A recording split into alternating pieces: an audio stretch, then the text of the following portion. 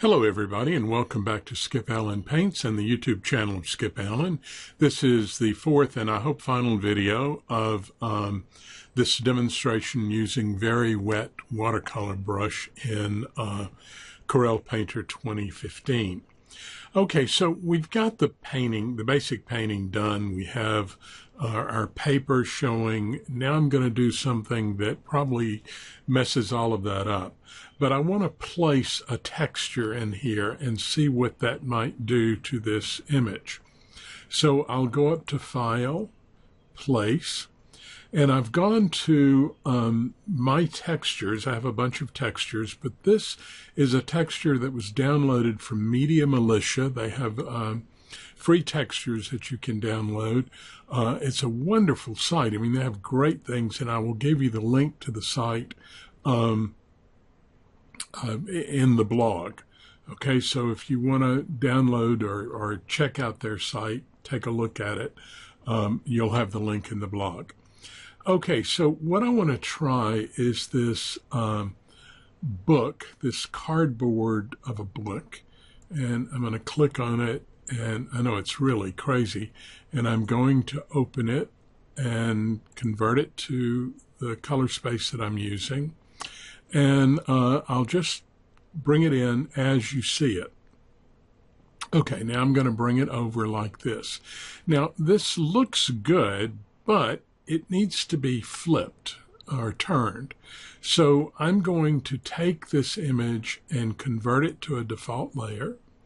And then I'm going to come up to Edit, and I'm going to flip vertical because I want this stuff to be down at the bottom. And I actually want to flip it horizontal. So I'm going to go Edit, Flip Horizontal, like that. Okay, now I'm on my layer adjuster tool, so I'm going to come up here to the property bar and click on the transform tool. And I want to make this a lot bigger, and I don't want to have any of that white showing. So I'm going to bring this over like that. I think I'm going to bring that up like this, and let's see what it looks like when I bring it down like that and over. I'm going to take that back and try doing it a little differently. Let's try keeping it in the same proportions. I'll hold the Shift key down and bring it out.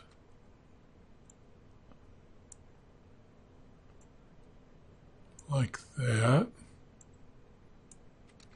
And now I'm going to drop this down like that.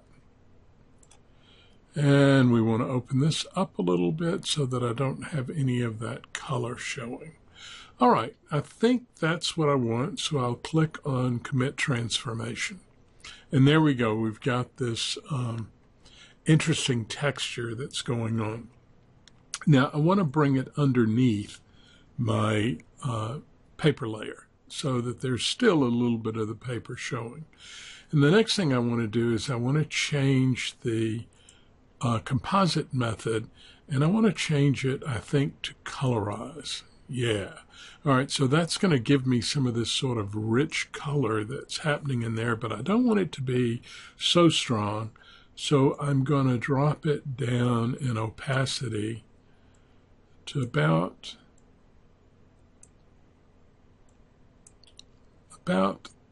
there, around 70%. So it's not quite as strong. Now I'm going to duplicate the layer.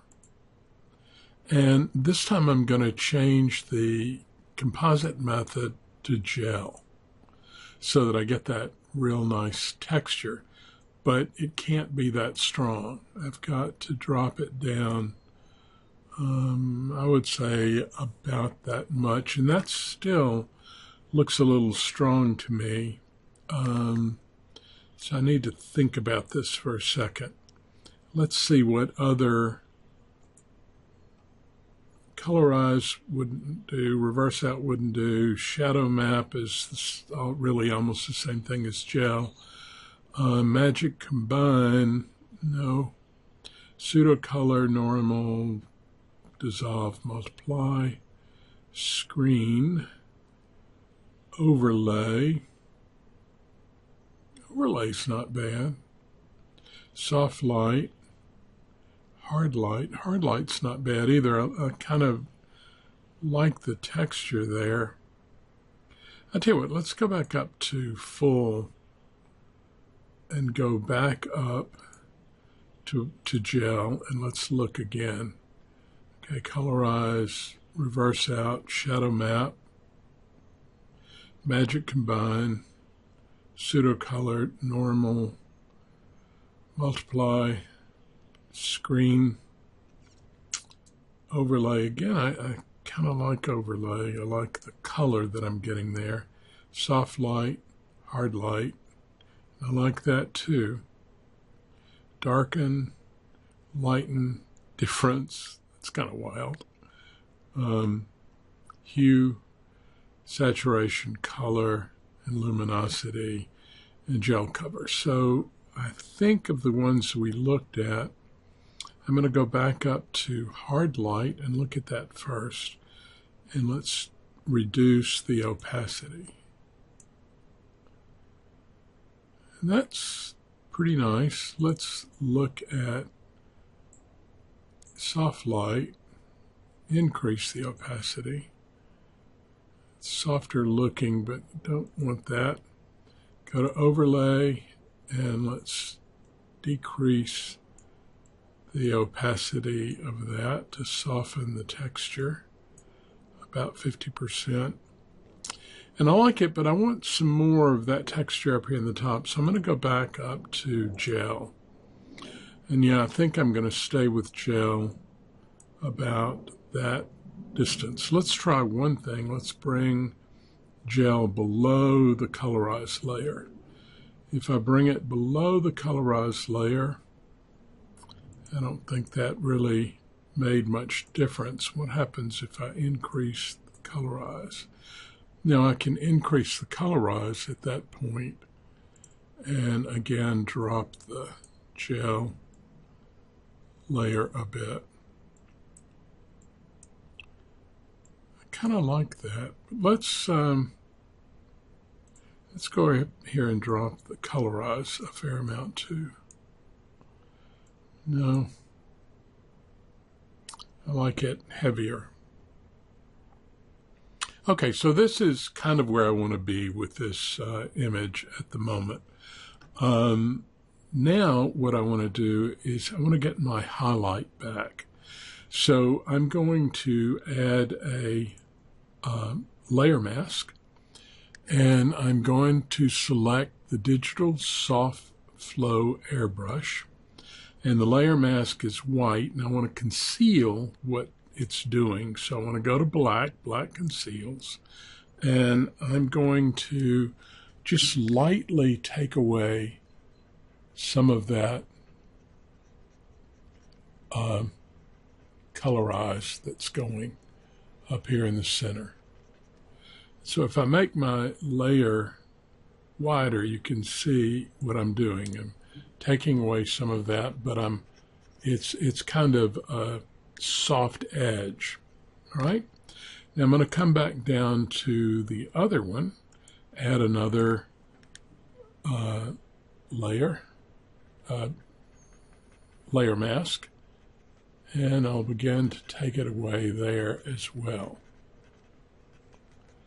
See how that brings back that light? Okay, now what I want to do is I want to go to the Digital Hard Edge brush, and I'm going to go to white this time because white reveals, and I want to bring that texture back along this line, and I want it to be kind of hard-edged.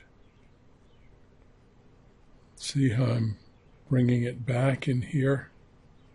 If you look over here, you'll see that it's taking away the softness around the edge. I'm going to come up here and bring it off here as well. so that that line of the light color is fairly crisp. There we go, like that. Now we want to go up to this one and do the same thing.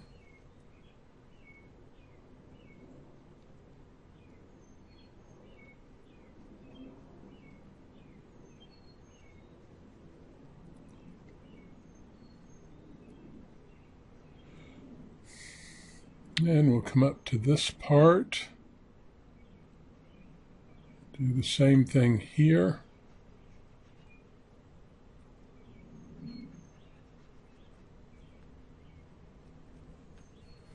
And there we go. We have our focal point back.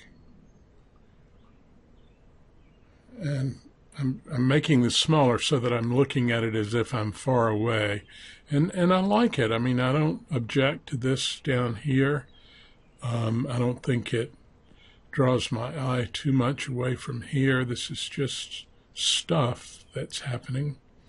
I like the texture that we have all over.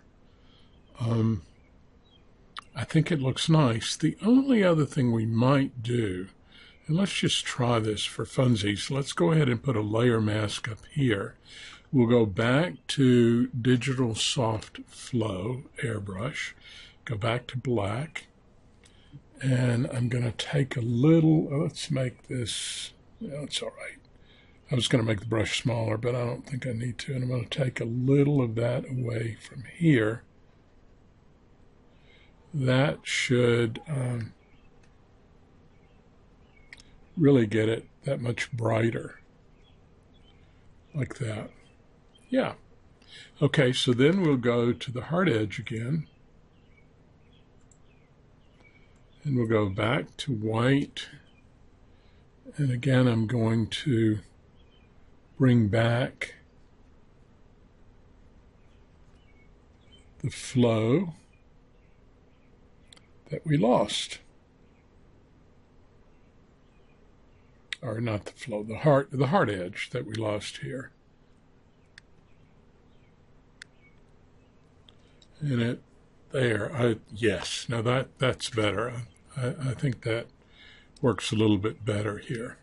Let me bring this line over a little bit there. Okay.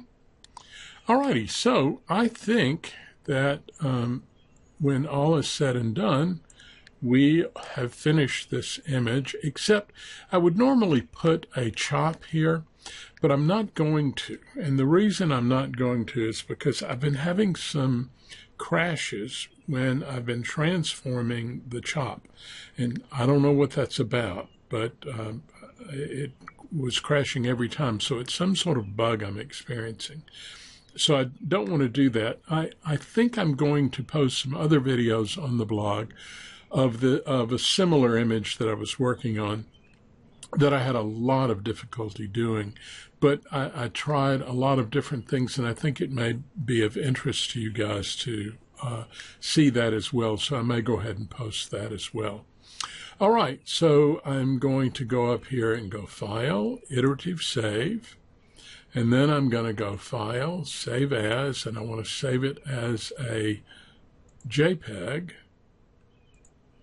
so that I can display it, and I'll just call it Wet Water Demo, because it doesn't matter now that we're at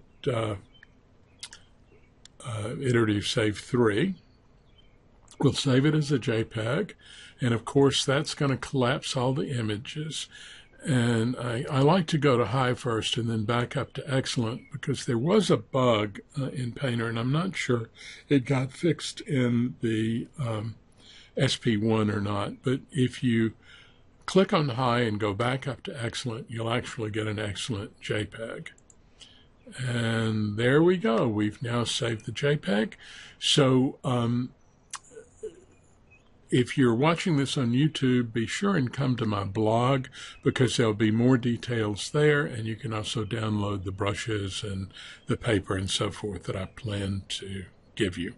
All right. Hope you enjoyed it. Talk to you later. Bye-bye.